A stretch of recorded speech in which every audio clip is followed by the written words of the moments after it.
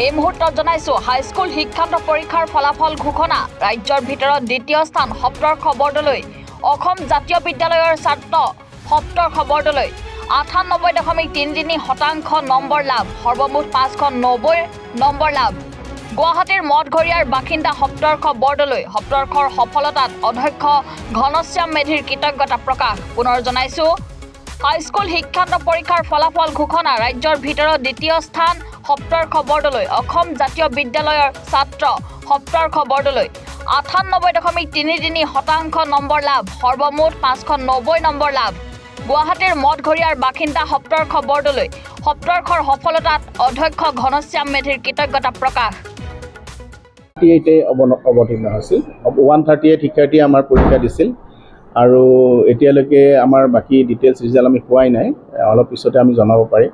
আৰু কিন্তু ছাৰে কিন্তু মোক আগৰ পৰা কৈ আহিছিল যে সপ্তৰ্ষই প্ৰথম হ'ব আপুনি নিশ্চিন্ত থাকক কাৰণ প্ৰত্যেক দিনা পৰীক্ষা শেষ হোৱাৰ পিছত আমি গৈ শিক্ষাৰ্থীসকলক পৰীক্ষাৰ শেষত আমি তাত লগ কৰোঁ কাৰ কেনেকুৱা পৰীক্ষা হৈছে খবৰ লওঁ আৰু সপ্তৰ্ষই তাৰমানে প্ৰতিদিনাই কৈ আছিল প্ৰতিটো পৰীক্ষাৰ শেষতে কয় মই 100 নম্বৰ পুৰা ছেটিছফাই হৈ পেলাই কৰিছোঁ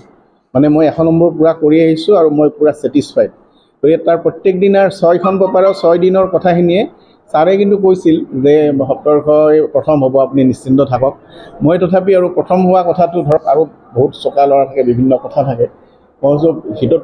ভাল হ'বই ৰিজাল্ট তাৰ কোনো কথাই নাই কিন্তু মই ডাঠি কোৱা নাছিলোঁ যে প্ৰথম হ'ব বা হেৰি হ'ব কিন্তু ছাৰে মোক কৈ আছে যে সপ্তৰ্ষ প্ৰথম হ'ব কালিও আলোচনা হৈছে কালিও কৈছে ছাৰৰ কথাটো এক প্ৰকাৰ ৰ'লেই প্ৰথম বা দ্বিতীয় বিশেষ ডিফাৰেঞ্চ নাথাকে গতিকে খুব ভাল লাগিছে এইটো একো আমি আচলতে এতিয়ালৈকে অফিচিয়েলি ফলাফলটো ডিক্লেয়াৰ কৰা নাই যদিও আমি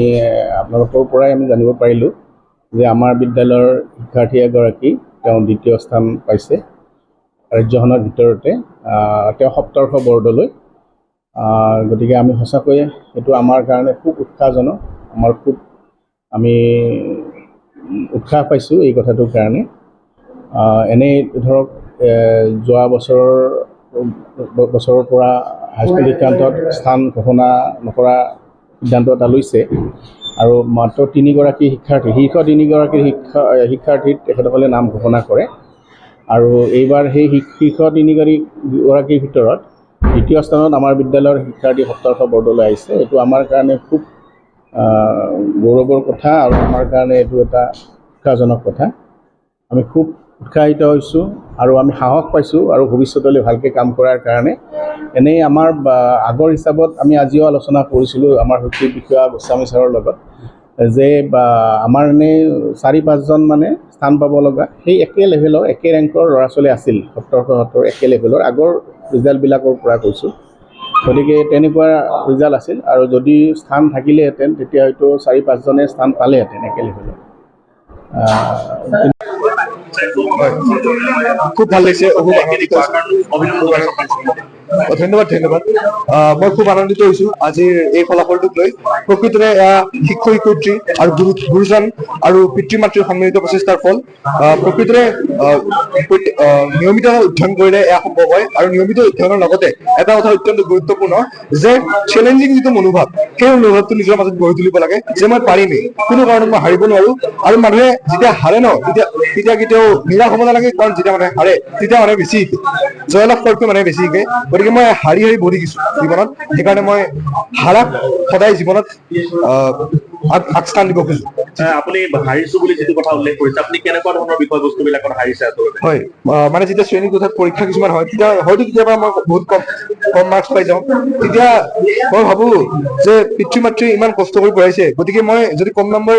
পাই তেওঁলোকক নিৰাশ কৰিব খোজো এইটো মোৰ এটা চইচ হ'ব পাৰে আৰু হয়তো মই ভাল নম্বৰ পাই তেওঁলোকক গৌৰৱান্বিত কৰিব পাৰো গতিকে কোনটো চইচ মই হাতত বাছি ল'ম সেইটোৱে মোৰ প্ৰাধান্য দিম মই সেইটো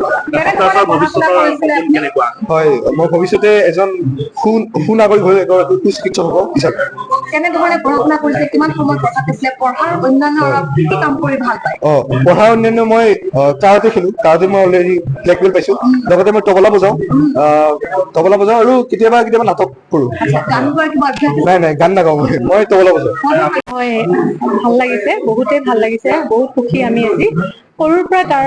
প্ৰচেষ্টা বহুত ভাল আছিলে সৰুৰ পৰা তাৰ এটা লক্ষ্য আছিলে যে ভাল এটা ৰিজাল্ট কৰাৰ আছিলে আৰু সেইবাবে সি নিয়মিতভাৱে পঢ়া শুনা কৰি গৈছিলে। কোনো আমি পঢ়া শুনাৰ কাৰণে তাক ক'বলগীয়া হোৱা নাছিলে কেতিয়াও। গতিকে পঢ়া শুনা সি বেছি আমি সময় দিব পৰা নাছিলো, যিখিনি সময় দিব পাৰিছিলো ভালদৰে দিছিলো, আৰু বাকী সময়খিনি সি নিজে নিজৰ কৰ্তব্য পালন কৰিছিলে, সেয়াই আৰু।